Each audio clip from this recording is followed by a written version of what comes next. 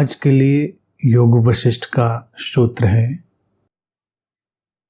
Pure consciousness without intellect, the supreme self, the illuminator of all, the indivisible pervading everything with in and without, is the firm support of all.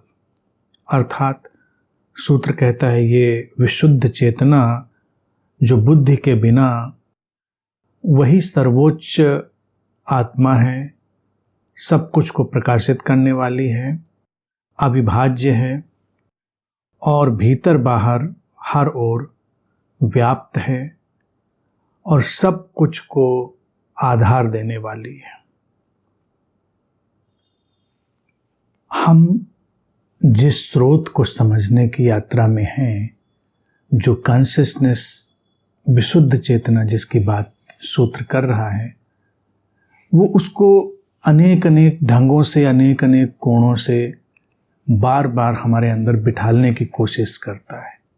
इसी बात को मैंने पहले भी कहा था, पुनरावृत्ति होती है और जो सनातन परंपरा में बातें कही गई हैं ऋषियों के द्वारा, गुरुओं के द्वारा, उनमें अनेक बार अनेक तरह की पुनरावृत्ति है और पुनरावृत्ति सहायक है किसी बात को हमारे भीतर बिठाने के लिए।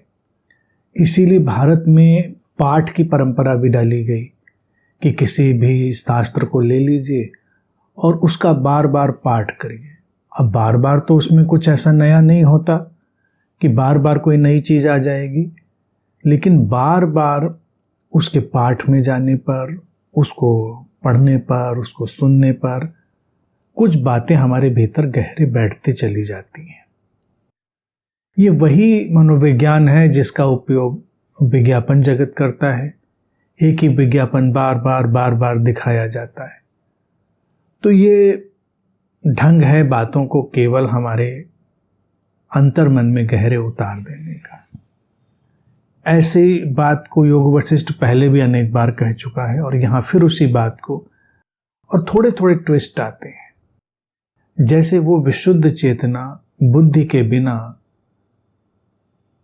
सारा काम कर रही है, सब कुछ को आधार दे रही है, सब कुछ को संभाले हुए है, सब तरफ व्याप्त है। अब ये जो इंटेलेक्ट और बुद्धि है, ये आती तो उसी स्रोत से है, लेकिन वो उस स्रोत का एक मैनिफेस्टेशन है। उसके माध्यम से बुद्धि हमारे भीतर प्रकट होती है, मैनिफेस्ट होती है। लेकिन वो जो विशुद्ध चैतन्य है, वो बुद्धि के बिना ही सब कुछ संचालित करता है। सब कुछ का जो समर्थन, आधार, सहयोग देने वाला है वो है। क्यों बुद्धि के बिना? उसको हम कह सकते हैं सुप्रीम इंटेलिजेंस भी, बुद्धि से परे, या उसको हम परम प्रज्ञा भी कहते हैं भारत में। वो सुप्रीम इंटेलिजेंस है। सब कुछ बड़े ही सधे हुए ढंग से, व्यवस्थित ढंग से हो रहा है और उसमें हमारी बुद्धि की कोई भी सीमा शामिल नहीं है। बुद्धि का हम जब भी उपयोग करते हैं, बुद्धि हमारे लिए सीमा खींचती है। बुद्धि के साथ जुड़ने के साथ ही हम सीमाओं से जुड़ जाते हैं। और वो जो परम चैतन्य है, वो बुद्धि से परे है, इसीलिए उसको बुद्धि के बिना शब्द उपयोग कर लिया गया कि बुद्धि के बिना वो जो सर्वोच्च सत्ता, सर्वोच्च आत्मा है, सब कुछ को प्रकाशित करने वाली है, इल्यूमिनेटर ऑफ ऑल, और अविभाजित है। अविभाजित का अर्थ इतना ही समझें कि सब कुछ में जब व्याप्त है, अंतर संबंधित है, अंतर निर्भर है, तो अविभाजित हो गई। हम जीवन को ही विभाजित नहीं कर सकते हैं, तो उसके स्रोत को विभाजित करने की तो हमारी कोई कल्पना भी नहीं उठ सकती। वो अविभाजित चैतन्य सब कुछ को प्रकाशित कर रहा है और बुद्धि के बिना, यानी किसी सीमा के बिना, एक ऐसी अंतर्निहित प्रज्ञा, एक ऐसी इनबिल्ट विजडम जो हमें चौंकाती है। आज हम विज्ञान का भी जितना अध्ययन करते चले जाते हैं, सारे सूत्र हम प्रकृति से ही लाते हैं, सारा ज्ञान भी हम प्रकृति से ही लाते हैं। हम धीरे धीरे देखते हैं प्रकृति कैसे काम करती है, उसका संतुलन कैसे है, उसका मैनिफेस्टेशन कैसे है, और फिर उनको हम सिद्धांतों में, अवधारणाओं में ढालते हैं। ये काम बुद्धि करती है। बुद्धि बहुत उपयोगी व्यवस्था है, इसीलिए बुद्धि और अहंकार ये हमारे जीवन को आगे बढ़ाने का काम करते हैं, और यही हमारे जीवन को गड्ढमड्ढ करने का भी काम करते हैं। क्योंकि बुद्धि की सीमा हमारे अहंकार की सीमा, यानी हमारी जो फिक्शनल सेल्फ है, फिक्शनल ईगो है, उसकी सीमा बन जाती है, और ये सीमाएं फिर टकराने लगती हैं। सीमाओं से दुख आता है, और हम जब विस्मित होते हैं किसी भी चीज को देखकर, तो वो उस परम स्रोत से, परम प्रज्ञा से ही आ रहा होता है, सुप्रीम इंटेलिजेंस से। वही चैतन्य है, उसमें सारी संभावनाएं सन्निहित है। संभावनाएं धीरे धीरे निकलकर आगे फैलेंगी। हम कोई भी चीज देखें, हम देखेंगे कितनी सुव्यवस्थित है। अगर हम अपने शरीर को ही देखें तो हम इतना तो अपनी बुद्धि के उपयोग से और उसके विश्लेषण से, अन्वेषण से, खोज से ये बता पाएंगे। आज हम बहुत कुछ बता पाने में सक्षम हैं। शरीर कैसे काम करता है, हृदय कैसे काम करता है, या और भी जो अंग हैं। लेकिन वो हैं ही क्यों? वो इसी तरह से क्यों इस व्यवस्था में आ गए? उसके लिए भी हम इवोल्यूशन के सिद्धांत लाएंगे, विकास क्रम की बहुत सारी बातें लाएंगे, वो हम सब कुछ लाएंगे। लेकिन फिर भी जब हम पीछे खड़े होकर देखेंगे तो इस सब के पीछे एक अबूझ प्रज्ञा, जिसको हम जान नहीं सकते, अननोएबल विजडम काम कर रही होती है। उसी की ओर इशारा है। तो सूत्र कहना क्या चाहता है? वो ये कहना चाहता है कि अस्तित्व की धाराओं में अपने को छोड़ो, विभाजित करने वाली अपनी सारी प्रवृत्तियों को हटा लो, उस चैतन्य से जुड़ो और देखो कि वो सब कुछ को प्रकाशित कर रहा है और कोई सीमा नहीं खींचता, बुद्धि के कोई आरोपण नहीं करता। क्योंकि बुद्धि से हम मत बनाएंगे, धारणाएं बनाएंगे, सही गलत बनाएंगे, ऊंचा नीचा बनाएंगे, कम ज़्यादा बनाएंगे, और वो जो स्रोत है, वो जो परम चैतन्य है, वो सब कुछ को समाहित करता है। इसीलिए सूत्र कहता है वो सब कुछ का आधार है, प्रकाशित करता है अर्थात सबको मैनिफेस्ट करता है और सब कुछ को संभालता है। भीतर बाहर हर कहीं वही परिव्याप्त है, क्योंकि वही एकमात्र स्रोत है, वही एकमात्र अनभिव्यक्त सत्ता है जिससे सब अभिव्यक्त होगा। तो ये एक का नृत्य देख लेना या एक का विस्तार देख लेना, वो हमें निर्भर करता है, हमें हल्का करता है। अब हम अपनी बुद्धि का भी उपयोग करते हैं तो बुद्धि से बहुत हम ग्रस्त नहीं होते।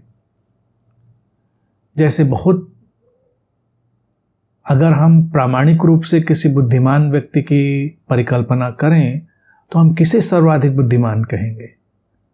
सर्वाधिक बुद्धिमान का अर्थ है जो बुद्धि का बहुत सटीक, सर्वोत्तम उपयोग करता है और अपनी बुद्धि से बंधा हुआ भी नहीं रहता है। बुद्धि के पार का भी हमारे जीवन में बहुत कुछ है जिसे अवतरित होने देता है। विज्ञान की खोजें हों, सृजनात्मक चीजें हों, सब बुद्धि के पार के तल से हमारे जीवन में शामिल होती चली जाती है। बुद्धि व्यवस्था देने का काम करती है। तो बुद्धिमान व्यक्ति वही है जो अपनी बुद्धि को एक व्यवस्थापक की तरह देखता है, एक मैनेजर की तरह देखता है।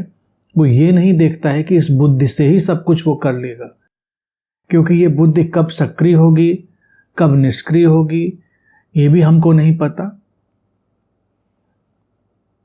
हमको कब विचार कौंध जाएंगे, कब हमको नहीं कौंधेंगे, कब हमको समझ आएगी और कब चली जाएगी। इसीलिए कितने भी अच्छे निर्णय लेने वाले, कितनी भी अच्छी योजना बनाने वाले लोग हों, अचानक एक बिंदु आता है जब वो किन कर्तव्य विमूढ़ हो जाते हैं, यानी कि कुछ समझ में नहीं पड़ता, कुछ का कुछ हो जाता है। तो ऐसे सृजनात्मक लोग ही हैं, जो क्रिएटिव लोग हैं, अगर उनको वो कला ही पकड़ में आ गई है उनकी बुद्धि से, तो वो सर्वोत्तम चीजें रचते चले जाए ना हमेशा, लेकिन वो हमेशा नहीं रच पाते वो सर्वोत्तम चीजें। क्यों? क्योंकि अब उस स्रोत से उनका मैनिफेस्ट होना बंद हो गया, अब आवश्यकता नहीं रही। क्यों नहीं रही, इसके पीछे कोई कारण हम नहीं जान सकते। और वही विश्राम की एक व्यवस्था है कि हम कारण जानने की इतनी भाग दौड़ में पड़े क्यों। यहां तक कि सामान्य प्रश्न और उत्तर की बात देख लें, कभी हमारे भीतर बड़े अच्छे प्रश्न उठते हैं, सटीक प्रश्न, क्योंकि स्रोत, वो परम चैतन्य, उन प्रश्नों को उठाना चाह रहा होता है। कभी उनके बहुत सटीक समाधान घटते हैं, क्योंकि वो स्रोत उस क्षण उस सटीक समाधान को ला रहा होता है। तो ये घटता रहता है। इसीलिए बार बार इस बात को मैं दोहराता हूं, जिसे बुद्धा ने कहा, घटनाएं घटती हैं, परिस्थितियां बनती हैं, क्रियाएं होती हैं, लेकिन करने वाला कोई नहीं है। करने वाला कोई नहीं है कि अर्थात वो उस स्रोत से ही स्वतः स्फूर्त ढंग से सब हो रहा है, स्वतः स्फूर्त ढंग से, और सब कुछ उससे संचालित है। इतनी बात जान लेने, समझ लेने से हम रिलैक्स्ड हो जाते हैं, विश्रामपूर्ण हो जाते हैं, हम तनाव नहीं लेते। जो हमारे सामने आता है हम उसको होने देते हैं। हम ये भी कह सकते हैं कि हम उसको कर देते हैं। जब मैं कह देता हूँ कर देते हैं या कर दो, तो कई लोगों को ये भ्रम फिर उठ जाता है, अच्छा अगर हम करता नहीं है तो हम कर रहे हैं क्यों? हम करने के लिए डिजाइंड है, we are design to do. हम कुछ करेंगे ही, हमारे माध्यम से होगा ही। द्वंद्व भी उठेंगे, ऊहापोह भी उठेगी, बहुत सारी अभिव्यक्तियों का स्पष्ट और अस्पष्ट ताना बाना उठेगा, और हमारे माध्यम से बहुत कुछ होगा। जब जैसा हो उसमें सहज होकर बह जाए। ये जो व्यवस्था है और ये समझ है, ये विश्राम में ले जाने वाली है।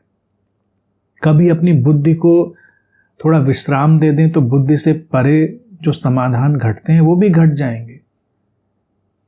कितने गणितज्ञों, वैज्ञानिकों, सर्जकों के जीवन में ऐसे उदाहरण हैं, जब वो चाहकर उन चीज़ों को नहीं हल कर पाए और छोड़ दिया तो उसका समाधान घट गया। वो समाधान कहाँ से घटा? वो उसी सोर्स से, उसी स्रोत से जो सब कुछ में शामिल है और सब कुछ को संभालता है। हमारी बुद्धि की सीमा अड़चन डाल देती है। इसीलिए इसमें कहा वो बुद्धि से रिक्त होकर, बिना बुद्धि के मतलब ये नहीं ब्लाइंड या स्टूपिड। बिना बुद्धि के मतलब बुद्धि से परे, जिसमें बुद्धि की भी सारी संभावनाएं शामिल हैं। हम अपनी बुद्धि का, इंटेलेक्ट का उपयोग करते हैं तो इंटेलेक्ट का एक पहलू हमारे सामने होता है, और अगर हम इंटेलेक्ट को व्यापक करते हैं तो उसमें हमें अनेक पहलुओं को शामिल करना होता है। और अगर उसी इंटेलिजेंस को सुप्रीम की तरह से हम देखना चाहें तो उसमें अनंत संभावनाएं शामिल हो जाएंगी।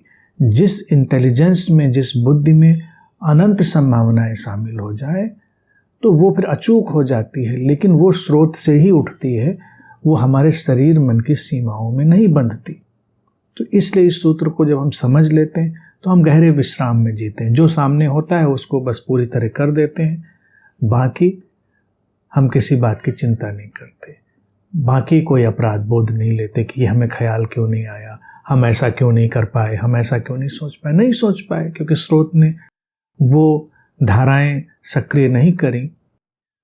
हम जितने ग्रहणशील हो जाएंगे, जितने खुले हुए हो जाएंगे, उतना ही स्रोत की गतिविधियां हमको संभालती रहेंगी। वो सब कुछ को संभालता है, हमारी बुद्धि को भी संभालता है और हमारे जीवन के सारे फैलाव को संभालता है, लेकिन हमको बस खुला हुआ और ग्रहणशील बने रहना।